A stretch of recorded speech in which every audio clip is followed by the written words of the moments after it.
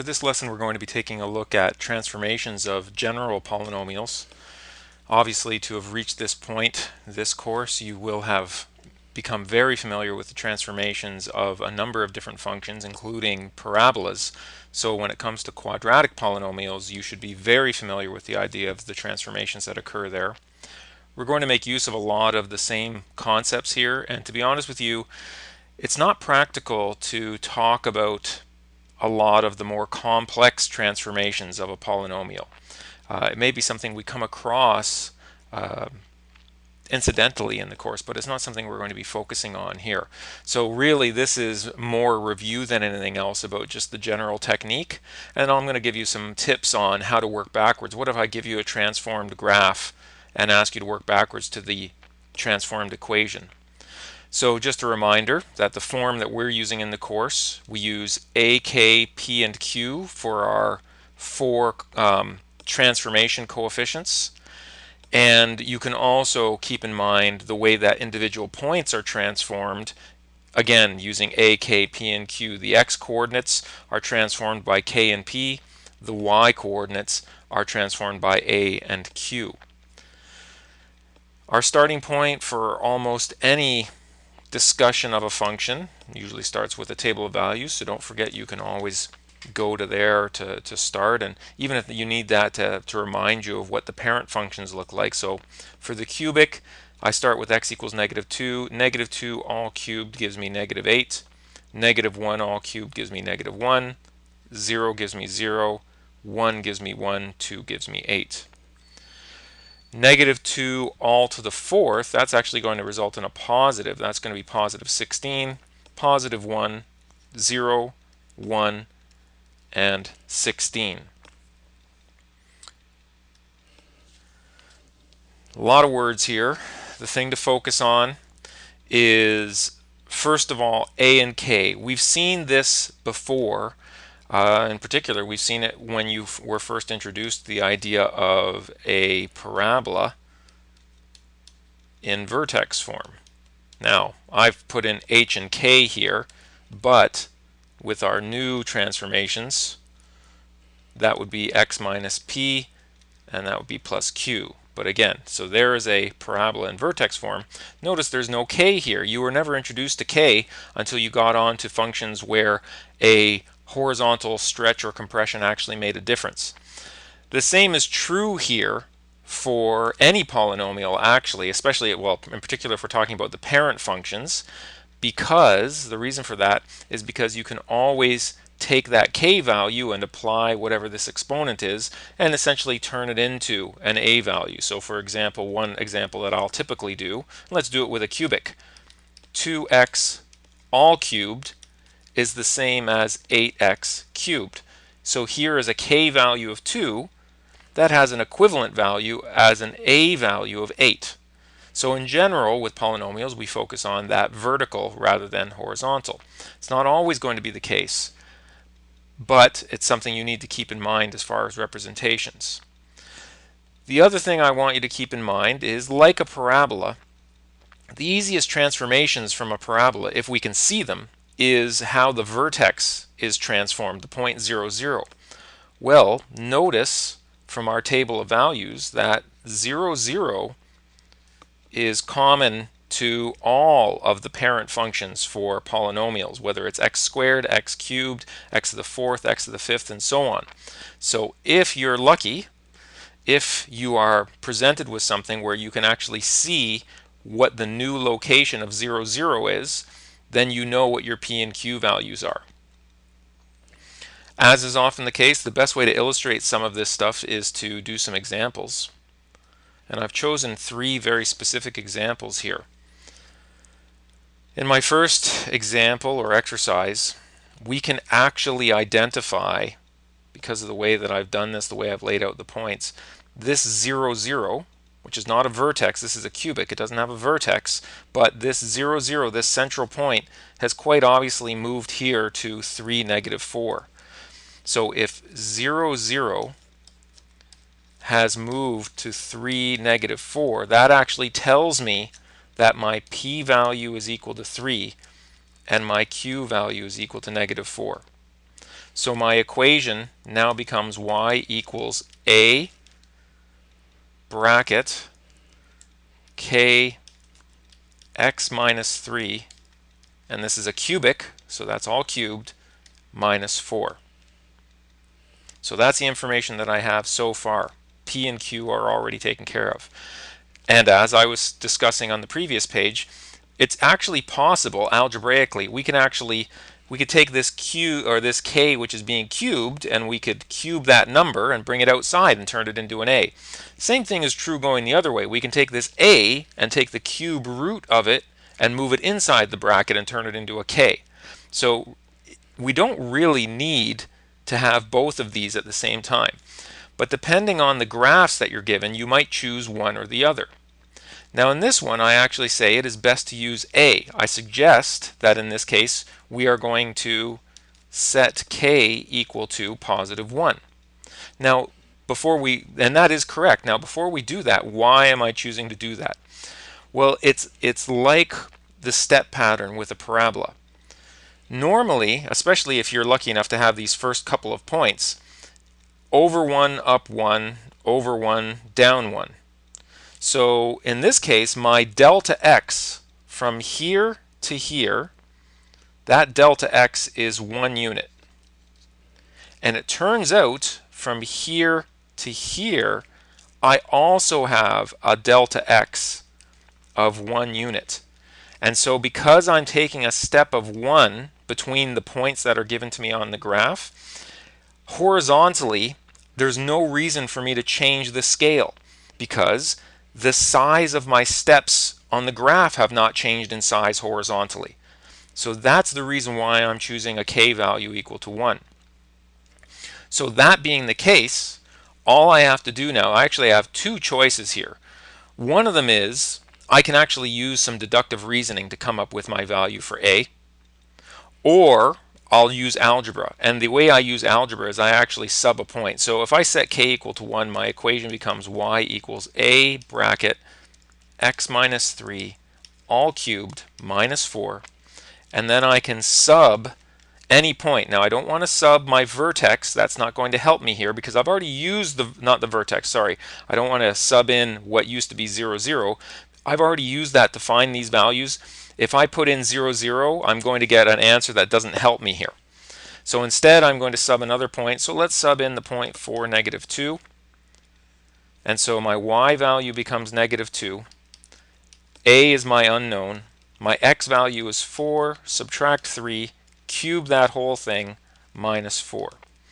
I'm going to take this negative 4 over to the other side, so it becomes plus 4. So negative 2 plus 4 is equal to 2.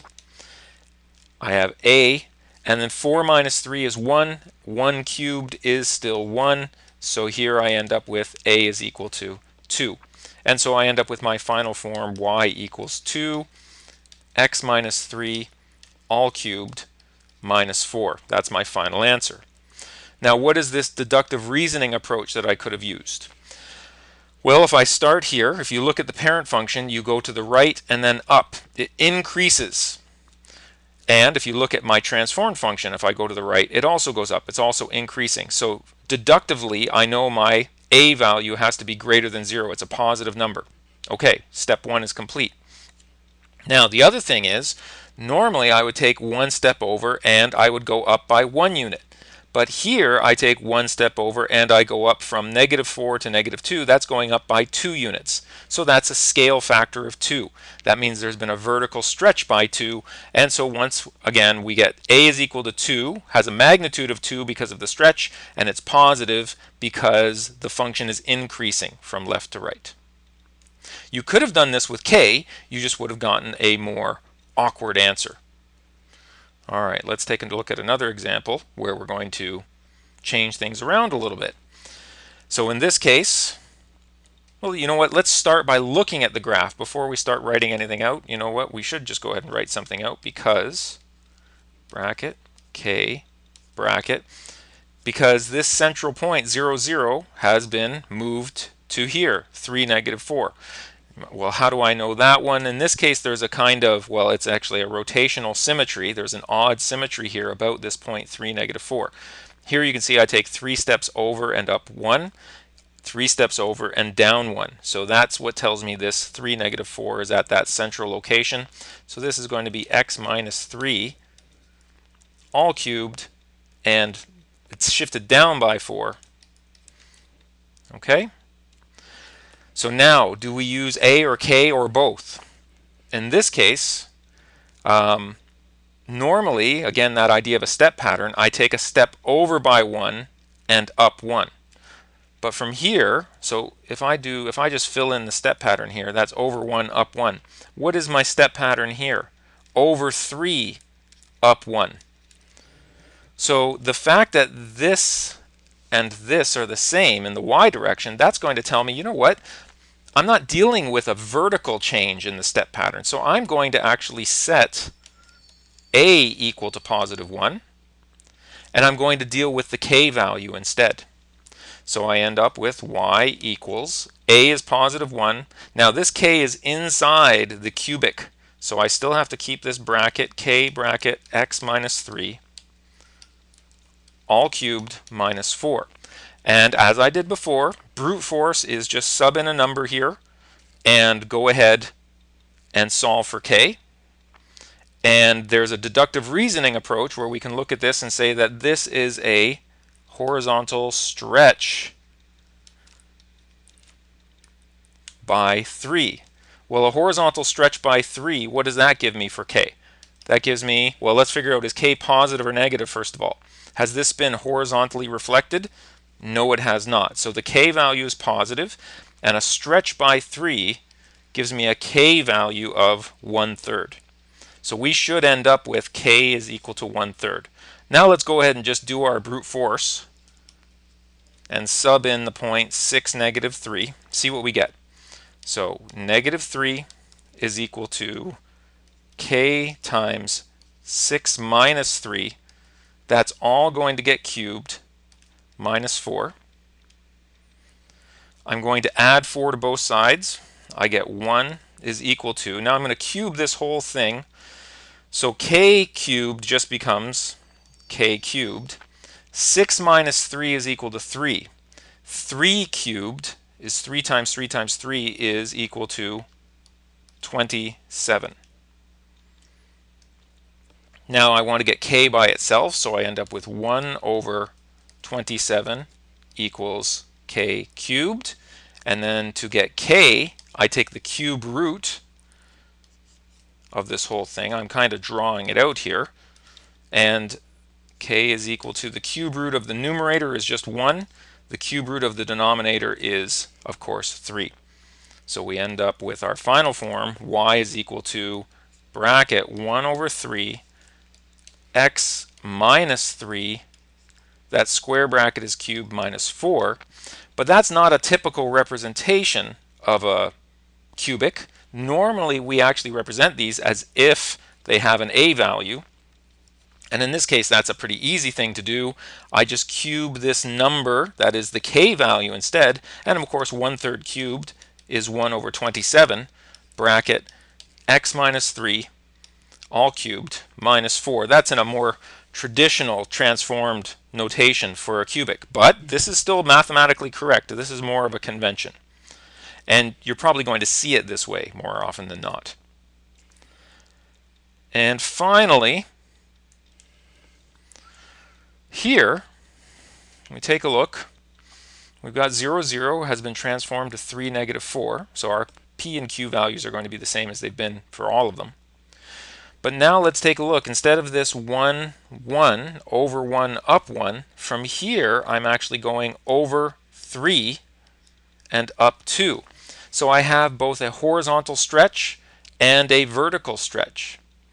And in this case, it actually makes sense to start your equation, and coming up with your equation, it actually makes sense to write your equation using both a and k. So I'm going to write that as a, k, x minus 3, all cubed, minus 4. Now, if I wanted to solve algebraically, I need to sub 2 points because I have 2 variables. So if I sub 2 points, I get 2 equations two variables, and then I have to solve. So this is one of those cases where if you can do this by intuition, you're going to make your life a lot easier, because if you're trying to solve with two variables, you're going to end up with something with a cubic, and you probably don't have a lot of experience solving an equation that involves something cubed. It's not terrible to do. I'm sure many of you could figure it out. But the intuition here, even the intuition as a check just to make sure you're doing things right. So let's figure out what we think we should get here, and then I'm going to go ahead and solve it using algebra. So this is actually a combination of the transformations we had before. We've got no reflection here, so this 3 tells me I expect my k to be equal to 1/3. This 2 tells me that I expect my a to be equal to 2. And so now let's go ahead and see what happens when I sub in my 2 points. So 6, -2, I get -2 equals a bracket k 6 minus 3 all cubed minus 4. -2 equals a. This, oh, sorry, let's make this a little bit nicer to start, because we can bring that -4 over. This becomes +2. This a just stays a. This k becomes k cubed. And this 6 minus 3 becomes 3. 3 cubed is equal to 27. And we end up with, well, we end up with something fairly awkward, actually. Let me at least put all the numbers on one side. We end up with a k cubed is equal to 27, 2 over 27. And that's why I mentioned this is actually something that many of you won't be familiar with, won't be entirely comfortable with. Let's sub in that other point, 0, -6. 0, -6. So I get -6 is equal to a bracket k bracket 0 minus 3 all cubed minus 4. And I end up taking -6 and adding 4. I get -2. And I can already see where this is going, and it's not going somewhere that's going to be very useful for us. AK cubed, and then -3 all cubed is -27. And unfortunately, we just end up right back with the same result that we had before. And the reason for that is because the points that we do have are all symmetric. So actually, in this case, we have to use this notion. We have to make use of some deductive reasoning here, at least with the limited number of points that we have available. So we end up with y equals 2 bracket 1/3. Let's try writing that again. 1/3 bracket x minus 3 all cubed minus 4. Now this is one where you must combine the a and k. It doesn't make any sense to have two numbers here, a number on the outside, a number on the inside.